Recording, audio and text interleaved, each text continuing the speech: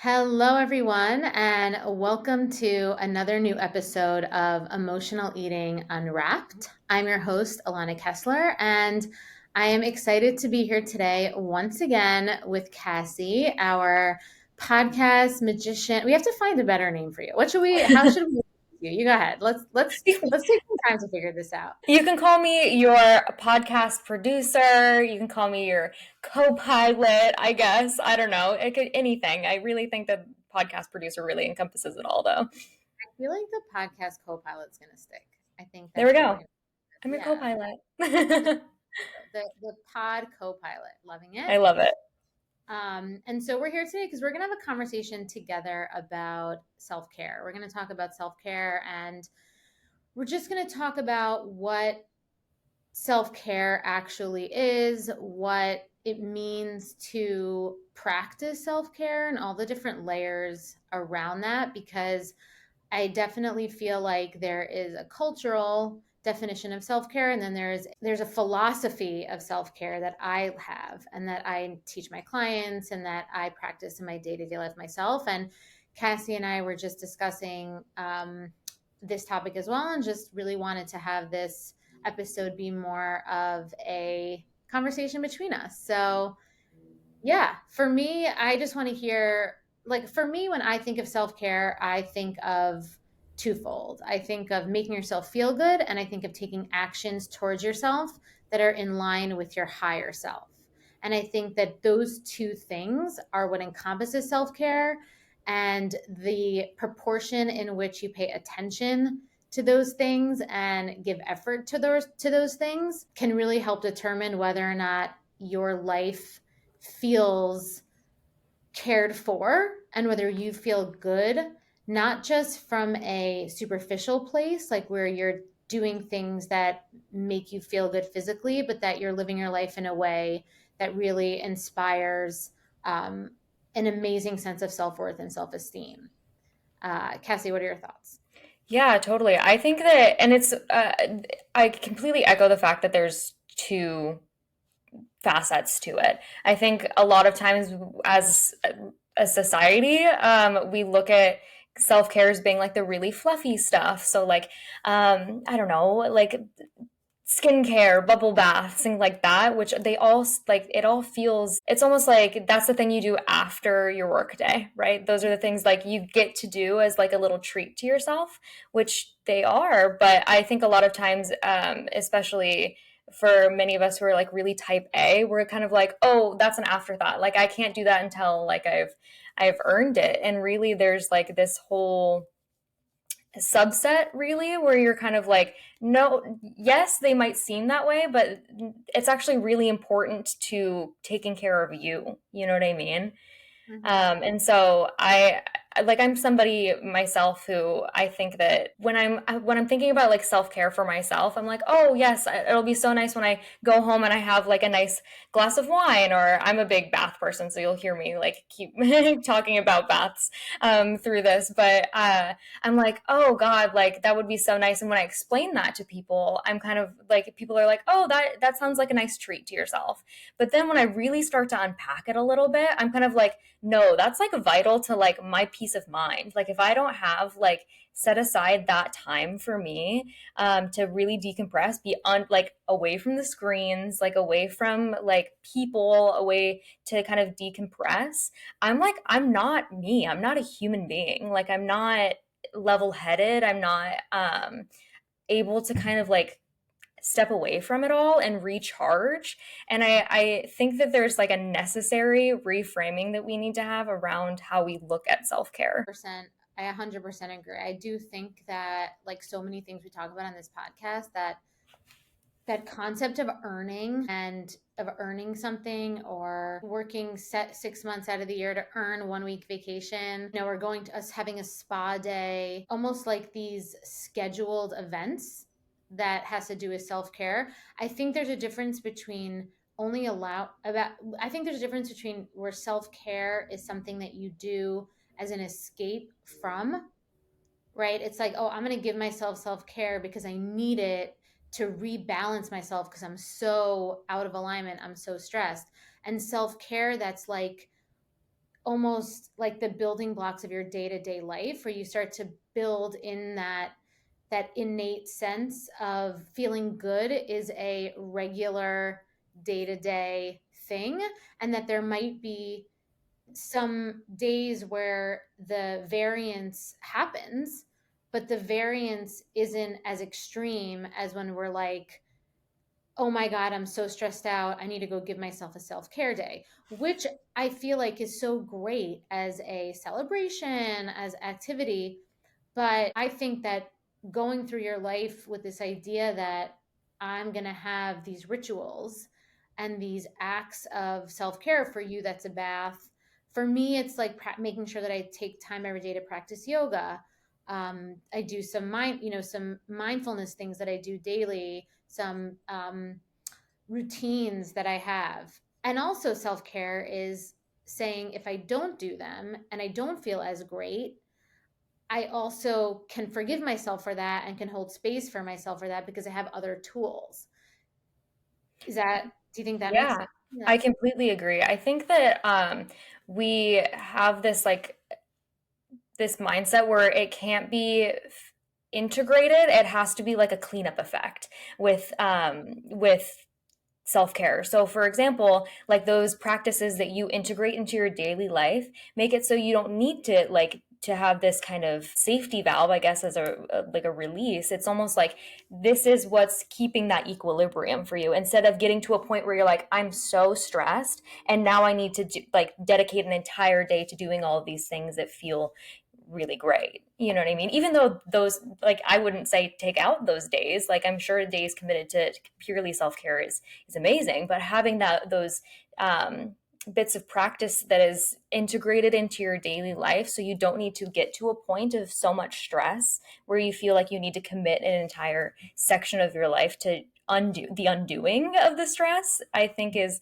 really important and something that oftentimes people, especially women, I think, is a big thing that comes up for me is like women who have these like type A personalities, and they're kind of like, oh no, like I need to either prove my work or prove my worth or prove that I've done all these and accomplished all these things before I'm even allowed to do anything that is like me centric, which is really interesting to me.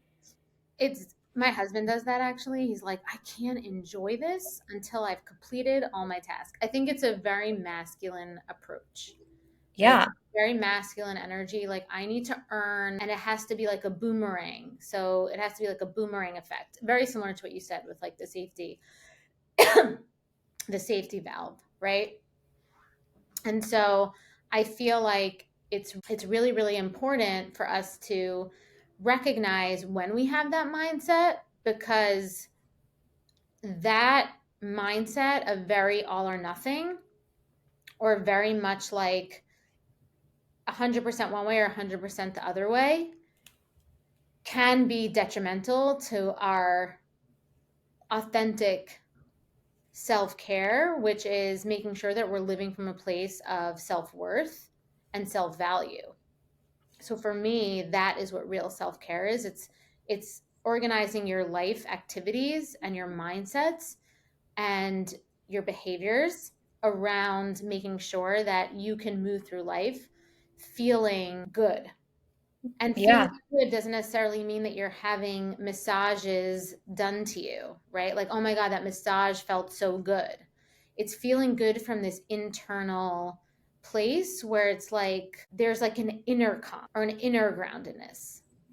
And sometimes, like you said, I love getting a good pedicure, with a foot massage. I'm a sucker for a foot massage, but it's rarely something that I do because I feel like I'm scheduling self care for myself. It's usually something I do almost like just in my regular time. It's not like, oh my God, I've been waiting so long to have this day where I go get my pedicure and get a foot massage because my self care day. It is kind of just like involved in my day to day life because my yeah. self care is being upheld by the pillars of so many other things, so many other mindsets and routines and decisions that I make with my energy day to day. Yeah, I think I mean I liken it almost to like a parental relationship in a way, or like a conventional parental relationship. It's kind of like doing these things that you know, like you said, that are going to kind of make you feel your best, or that are going to elevate in your life in a way that you're aiming for. And sometimes that those things aren't always cushy or always kind of glamorous, like, and I say the parental like role in a way, because it's kind of like when you put your kid down, if you have any children, any listeners have any children, but when you put your kid down, they might be kicking and screaming, be like, no, it's a weekend, I want to stay up late, or I want to stay up, I'm not tired.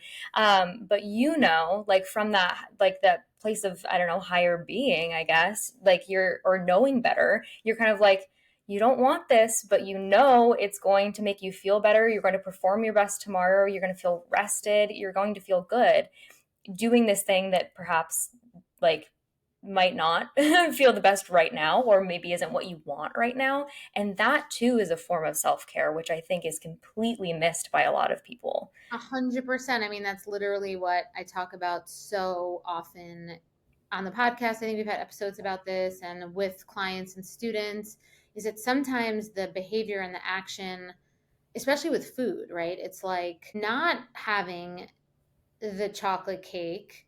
You could say that one of two ways.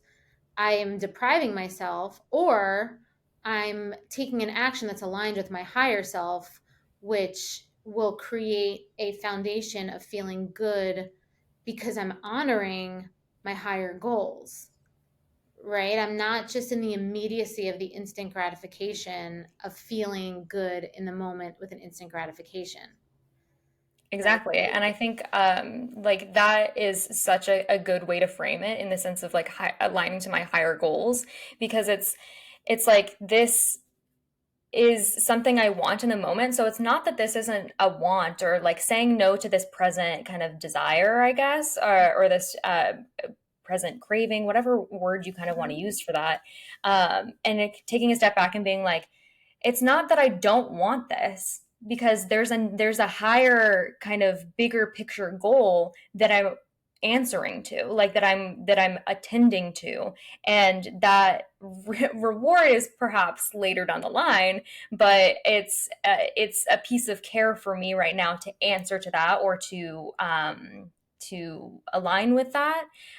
It's almost symbiotic, that relationship, whereas the perhaps like leaning into like a current desire is almost the word that wants to come up is transactional, but I feel like when you're kind of talking about these big picture goals and kind of attending to them in a way that is sensical, I guess, is more fueling to you in the long run. It's more caring to you in the long Yeah, run. 100%. And I definitely feel like I think the point of this conversation about self care is just to reframe, or not even reframe, but expand the frame of self care. Like it is self care to say, oh, I wanna blow off work today and I wanna go get a massage and have a spa day, and that's my self care. That is fully self care. I'm not saying that that's not self care. I'm just saying that that's not the only way to define self care, and that the other way to define self care is to recognize that you could do self care every single day. Self care is not just taking a spa day or taking a vacation, or, delineating your time and saying, this is my delineated self care time. Self care can be a ideology, it can be a way of navigating the day to day life, which is what you were saying about your decisions. And so if you want to live your life with an abundance of self-care, then you wouldn't be able to just have self-care in a way where you schedule it one spa day a quarter or a vacation every 6 months, right? Like for 5 days. It would have to be something that is resourcing and can regenerate for you every day. And you can do that with your choices, with your commitment to your higher goals, and recognizing that sometimes the immediacy of getting a sensational experience that feels good, like plugging into a sensation, whether that's a taste or a connection, right? So people could do that also with relationships, right, where they indulge in romantic relationships with it from attraction, and it's not necessarily compatibility, right? So it's like that's another example. It's like you can give into attraction, it can feel good in the moment, but is it compatible long term? Because compatibility long term is what's going to make you feel good long term. Attraction will make you feel good now, maybe for even a little bit more time, but if you're not compatible, it'll be disastrous in the future and you'll feel very bad. So it's like, are you going to live your life setting yourself up to feel good, on a more permanent basis, on a more sustainable basis, or are you going to continue to view self-care as something that is in bite size and is sensational for a limited amount of time rather than something that is long standing and can be regenerative and sustaining for an endless amount of time? Really, obviously it will wane. You can't, sometimes you'll actually have that experience of almost that sensational feeling of feeling good when you're even in a lifestyle or a mindset or an ideology with self care where it is more sustaining. I know I live my life in that more kind of less sensational. I want to practice self care every day, but then there are some days where it all kind of aligns. Where like I feel amazing, I get a massage, I'm on a vacation, like it's all coming together, in that one time, but it still lasts afterwards, in a different way. Yeah, it's like that, I don't know, slow burn effect, if you will. Like their fire is still burning, but it's a slow burn where in comparison to that kind of like flare, if you will. And I really love what you said about it's not so much about the reframe, it's more about expanding the view of what self-care is, and which is such an individual experience. I recognize the reason I say that is because I think that the expansion of the frame is helpful for different personality types. Because self-care is such an individual experience, we all have different personality types, and so what I value as self-care can be completely different to somebody who you know somebody who might be super type A. I identify as super type A, but in this example, meaning, someone who might be really organized and really kind of sticks to the schedule and really feels good in that kind of structure of their life.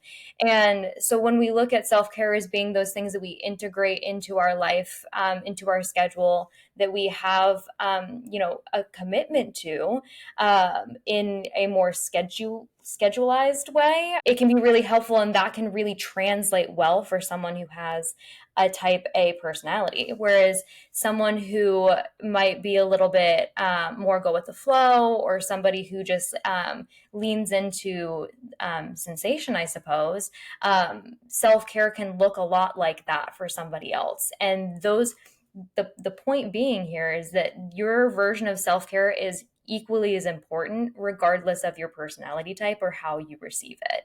Yeah. It's just the reframe is so important, because it's like, just because it doesn't look like your bubble baths or doesn't look like your sensationalized version of it doesn't mean it doesn't deserve a space in your schedule. It deserves a space in your day to day. It's just as important as your work. The enjoyment and the fruits of your labor are just as important as the work itself.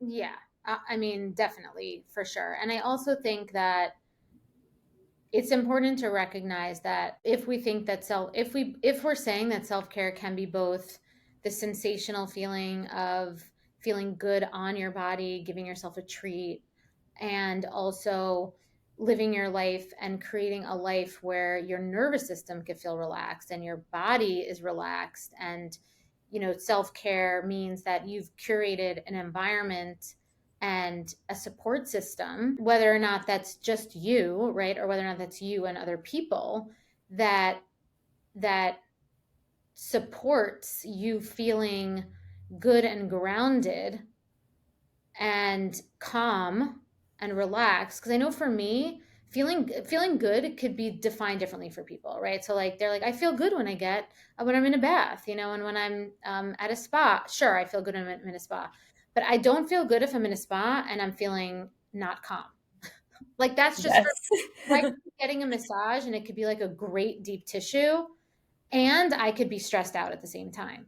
So for me, both things could be true. Like typically the massage, the sensations on my body and like the great like pressure, right? So it's like I could be getting a massage and it could be an awful massage because the pressure wasn't strong enough. If this pressure was great, but my energy is chaos and like I'm internally not calm, I can totally appreciate the release of the massage, and I think that there's the self-care of feeling calm. So for me, the nervous system calmness is really important, and I think that the two self-care pathways that we're talking about today, one being the more sensational like treat, spa day bubble bath one, and then the other one being the alignment with your energy, feeling grounded, your nervous system feeling relaxed, knowing that your life, you're able to have clarity of mind, feeling just empowered in yourself. A lot of that has to do with your day to day choices, not just with your commitments to yourself or your routine, like me with yoga. It's not always just interpersonal. Sometimes it's intrapersonal. It's not just intrapersonal, which is you and you. It's interpersonal, which is you and other people. And I think that a big part of self care is recognizing that your dynamics with your relationships with other people, with your lifestyle, Mm-hmm. is really, really important. And having those skills of communication, of boundaries, of being able to prioritize what you need to create that circumstance to have your inner self-care be nurtured and nourished. That to me is a self-care that I don't think is as in the forefront. And I think that's what we wanted this conversation to be about, is really to really just illuminate that there's kind of like this more superficial self-care, which is totally great and worth it to invest in. Definitely make time for it. It's not frivolous. It's so great. But just like being skinny doesn't make you happy, getting a massage is not going to make your nervous system calm long term.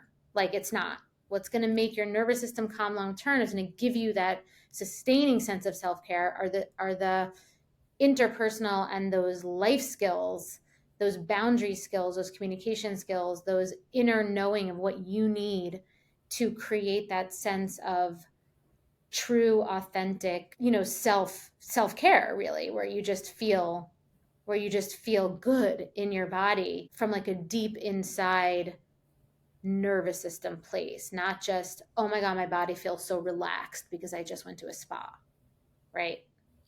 Exactly. It transcends the on the body experience and goes deeper into the in the body experience. Exactly.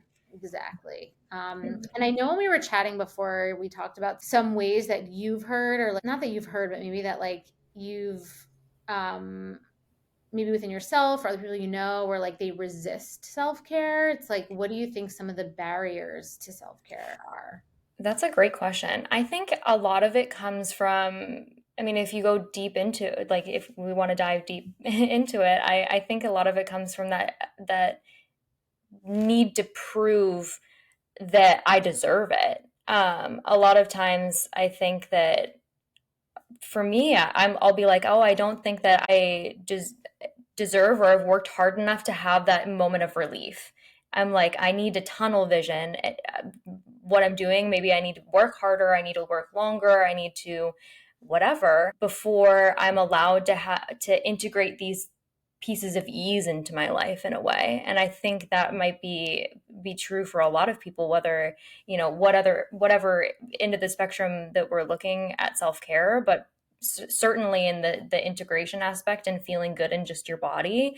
A lot of times I'll be like, oh, well, I don't have enough going on that would warrant me to let's say, prioritize my rest or prioritize movement in my body or something like that. Does that make sense? Yeah, I mean, yeah, and rest is so key. Like we didn't even talk about rest, but like rest is so important. I definitely think that, and I think in society there's almost like a pride in working really hard and in get being tired. And there's really an internalized shame, I think, around feeling good. And I've talked about this before, where like they think there is a shame that we have, especially women, around pleasure and around feeling good. And it's almost like we want the proof that if we feel good, we're not going to get punished for it in whatever way that is. And so we need to push ourselves so hard to the edge, or we need to feel so depleted in whatever way that is for you, before we allow ourselves to, like you, and you use a good word, like a release. So we're seeing it as a release rather than as a resourcing of how we deserve to be. Like it's our birthright to feel good. And I'm not saying feel good or we just lay back and get grapes fed to us. Like, oh my, that's not what I mean. To feel good, to live your life feeling good takes discipline, takes commitment, takes effort, takes choices, takes constant effort, but it's not difficult, right? It's easy effort once you get into the routine of doing it. And I think that a lot of reasons why, like one of the objections to self-care is this internalized shame around who am I if I'm not struggling and need to have self-care as a way to, I think you said it before, as a way to like release, or, as the valve to open the valve, or I don't remember how you said it, but it was Yeah, the safety valve effect, essentially.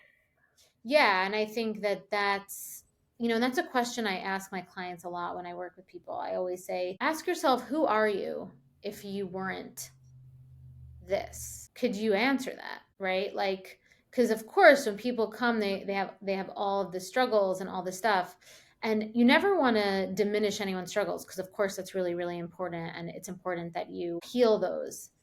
But I think one of the reasons why we stay stuck in this, I don't know if stuck is the right word, but why it's easy to view self-care as, and why we pigeonhole self-care into this superficial box, is because to see it the other way means that we have to let go of the identity that struggle means that we deserve pleasure. Yeah, I think that's such, when you said that pleasure is our birthright, I feel like that really resonated for me because a lot of times we just humankind as it stands is just so devoid of what basic pleasure looks like in our daily life. And so when we kind of take away the gray area of that, all we're left with is the black and white. So we're kind of like, oh, uh, that means that we have to be like in euphoria or we have to be depressed. And there's no such thing as pleasure in the middle ground, which is, I mean, case in point, what we're talking about is so detrimental to just our structure of our lives. Like we don't know what everyday pleasure looks like because we're devoiding ourselves from it. We're starved of it.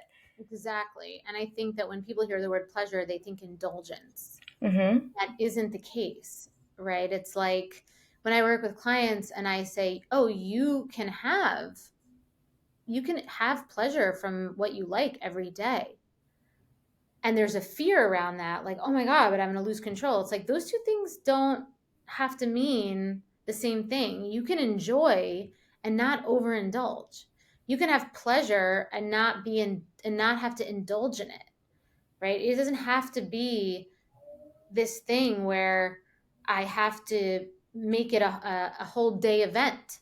You can have little tidbits of pleasure in your life every day, of ways to resource self-care every day, whether that's like a 20-minute walk around the block, putting on your headphones and listening to whatever. And it doesn't even have to be your cliche self-care stuff. Yeah. Like it literally could be whatever it is for you. Like you said earlier, like the personality stuff. Sometimes self-care for me is just, laying on the floor, or sometimes it's has nothing to do with anything related to mindfulness or yoga or movement or your classic self-care, examples. It's just sometimes it's not answering the phone, or like the phone will ring and it's somebody and I'm like, yeah, no. Those little things, when you're so in tune to like your own need, and you think of self-care really as a daily practice and not this thing that you like plug into or escape to find that equilibrium, like you said, and you see it as a daily practice, you start to view all these little moments in your life as opportunities to build your self-care. And it's like I said, it's like not answering the phone, it's not answering that email. But if we have this idea that we have to answer the phone because we're obligated, or we have to answer the email as obligated, that's where we have to make our first changes. It's thinking that we're obligated, that we need permission. And then again, not to say it's not that we have to completely ignore, but it could be for like 3 hours, right? Like, okay, I'm going to not answer the phone. I'm going to call this person back later tonight. And we Yeah. have to ask ourselves, what's blocking us from doing this? What belief systems do we have that's blocking us from creating these little micro actions, these little micro boundaries, these little micro investments in our self-care, basically, rather than these like macro investments, which is like a vacation or a spa day or like a massive amount of, or shopping. Hmm. And so I feel like I know that when I work with people, my students and my clients, we work on this heavily. And it is a really important theme that we go into and that we talk about and that we really build. Yeah, those bite-sized portions of pleasure in your life like completely change, I think, your perspective of how you view it. It's almost like vacation wise, like when you have post vacation depression because you're like, oh great, going back to my daily life. And you're kind of like after you just indulged in this kind of life that is completely separate from your own. And then you come back and you're like, oh no, I need a vacation for my vacation. Been there so many times. But to your point is like when you're building these kind of little like bite-sized moments of pleasure into your day, you're kind of like then you're creating a home, for lack of better words, that when you come back from the vacation, you're like, wow, I'm so excited to get back into my routine of like going on my walks with my dogs or something like that. It's something that's like that excites you to be there. You know what I mean? It excites you and creates that pleasure in your life. And I just really love how you said that. It was just a great framing of it. Thank you. No, I completely agree. And I think the hardest part for people is not having those highs and lows, because even though people have that like drop, like, oh, I need a vacation, and we're almost addicted to those as engines for our life. And Hmm. I think as a whole, we need to create our lives in a way where we don't need to live that way, like where we actually can be steady and stable and healthy and not sabotage ourselves when we're in a more neutral, because what you just described is more neutrality, which is Hmm. essentially the crux of my sober eating method, just the way that I view life and guide people in general. It's to get to this place of neutrality where we realize that we really have the power to create this sense of feeling good on a deep, deep level all the time. And we don't have to subscribe to this, I need a vacation for my vacation. I'm so sad that I'm home. I had this euphoria. Now I'm back to my like blah. It can be just kind of neutral with little variations, like I said, here and there. And I think the biggest skill is learning how to get comfortable with that. And that is actually a skill. That's not natural how we live life these days. So I always like try to like explain to women that there's no forgive yourself for not doing it yet, because it actually takes a lot of practice, and it is a skill that you have to train up. It is a muscle that you have to build around staying in neutral, because so many of your mental and emotional and the just our natural instincts, primitive instincts, are going to try to pull us away from that. And it takes a lot of attention and a lot of awareness and a lot of practice, like I said, and intentionality to choose to live that way. But if you choose to live that way, that to me is true, authentic self care, you know. And Agreed. you could throw in your pedicure and a massage here and there. Your bubble baths every day, totally, for sure. Yeah, I wish I could do a bubble bath every day, but I will take the weekly commitment. I have to at least one. Yeah. So anything else on your end? I think that we've covered it for today. No, yeah, I agree. I think the last thing, my takeaway just from what you were saying is it's arguably harder to live in neutrality because there's no, like, think about the end of the spectrum. You have like a wall on the like rock bottom, and then you also have a wall on euphoria. There's like those are your limits, I guess. And like when you're in the gray area, there's no walls in the gray area. You create the walls, which I think is such a good point that you had made. So That is so astute. That's perfect. And a perfect way to end. And I just love this. I can't wait to have our monthly conversations together. So if you guys listening have any topics that you want Cassie and I to discuss together, please feel free to send us a response in our Q&A section in our on our podcast in Spotify. That's where it is. Yeah. yes, on Spotify. Amazing. And thank you so much for joining us today, and I hope you will join us next week with another new episode about emotional eating, so you can fall in love with eating, start losing weight, and keep it off with sustainable strategies and lasting change. And if you found this episode insightful, please subscribe, leave a review, and share it with those who may benefit from this empowering knowledge. I also have lots of free resources on my website to support you on your journey to loving food and losing weight. Just go to www. And until next time, I'm Alana, and thank you for listening to Emotional Eating Unwrapped.